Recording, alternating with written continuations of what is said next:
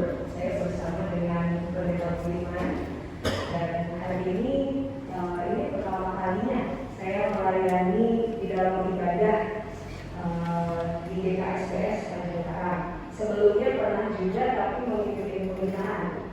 Jadi kalau di minggu ini baru pertama kali. Saya menikah tahun 2022 tahun ini. Sampai lupa ya. Masih belum sampai setahun, dan saya dengan suami menjalani yang disebut LDM, long distance marriage. Jadi suami saya bekerja di daerah Muara Enim dan pulang ke Bandar Lampung 2 bulan sekali. Dan kebetulan love language kami adalah quality time, yang katanya nggak bisa jarak jauh. Tapi puji Tuhan sejauh ini hubungan kami berjalan baik. Mungkin nanti kalau usia pernikahan kami udah agak lama, kami bisa bagi-bagi tips gitu ya buat adik-adik yang mau menikah dan menjalani pernikahan jarak jauh. Ngomong-ngomong, mungkin buat Bapak Ibu yang sudah lama menikah dan juga menjalani kehidupan berkarir, atau buat adik-adik juga yang masih sekolah dan lebih studi, adakah di antara kita yang tidak pernah merasa bosan dengan apa yang kita kerjakan? Ada yang selama hidup saya ini hidupnya sama terus, gak pernah bosan. Rasanya gak ada ya? Tidak ada. Di titik tertentu kayaknya kita pasti pernah mengalami kebosanan. Pertanyaan yang sesungguhnya adalah kenapa, kapan biasanya kita mengalami kebosanan dari apa yang kita kerjakan? Kenapa biasanya kita bosan?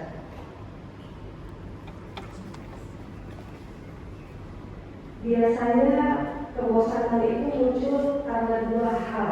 Kalau yang saya amati dari orang-orang, coba dicek apakah ini cocok dengan alasan Bapak Ibu bosan ya, dan teman-teman juga.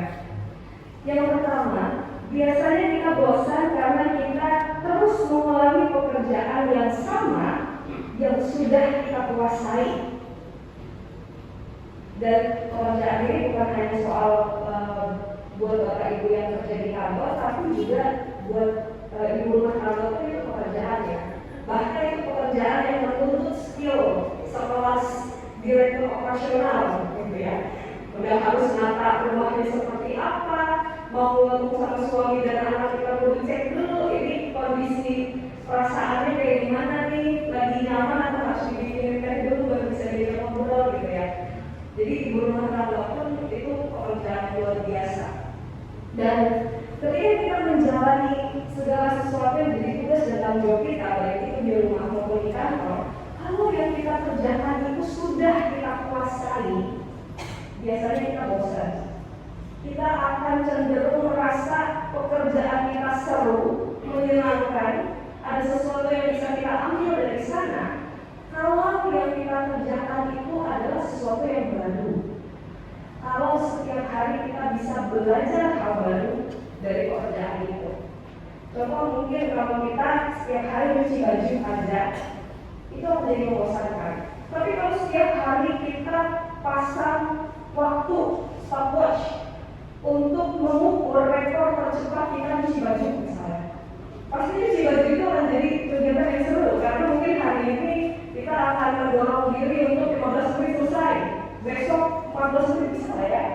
Kita akan terus terpacu karena ada sesuatu yang baru yang kita kejar, yang kita mau pelajari. Hal yang kedua yang membuat kita bosan, selain dari kalau kita melakukan apa yang kita sudah kuasai, adalah seringkali yang membuat kita bosan itu karena kita sudah tidak lagi menemukan hubungan di antara tujuan hidup kita dengan apa yang kita kerjakan. Betul ya? Kalau apa yang kita kerjakan ini rasanya udah gak ada tujuannya, semulia apapun pekerjaan kita akan merasa bosan. Terlebih ada sebuah falsafah Jawa, mungkin Bapak Ibu di sini kalau sekarang itu banyak orang Jawa juga ya, yang mengatakan bahwa orang yang paling bahagia itu bukan orang yang punya paling banyak, tapi orang yang menyadari untuk apa dia dilahirkan dan melakukan panggilan hidupnya. Kan tujuan kita baca work on, terus juga apa tuh yang garis hidup, garis lahir dan lain-lain itu kan sebenarnya itu kan kita pengen tahu bukan cuma rezeki doang atau jodoh doang sebenarnya. Waktu itu kan dikasih tahu dengan tujuan kita melihat panggilan hidup kita apa. Kalau Tuhan membuat kita lahir di hari tertentu misalnya, apa yang sebenarnya jadi tujuan dari hidup kita ketika Sang Pencipta ini menciptakan kita. Itu falsafah Jawa yang sebenarnya agak berhubungan juga dengan cara hidup Kristen, di mana kita percaya bahwa kita semua dipanggil untuk tujuan tertentu, dan di dalam panggilan kita tersedia juga segala hal yang kita perlukan untuk melakukannya, termasuk kemampuan untuk bekerja.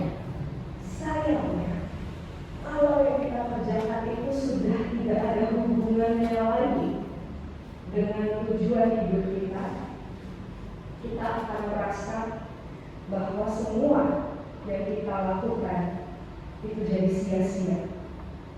Dan pada saat itulah kita kehilangan gairah untuk mengerjakan apa yang kita lakukan.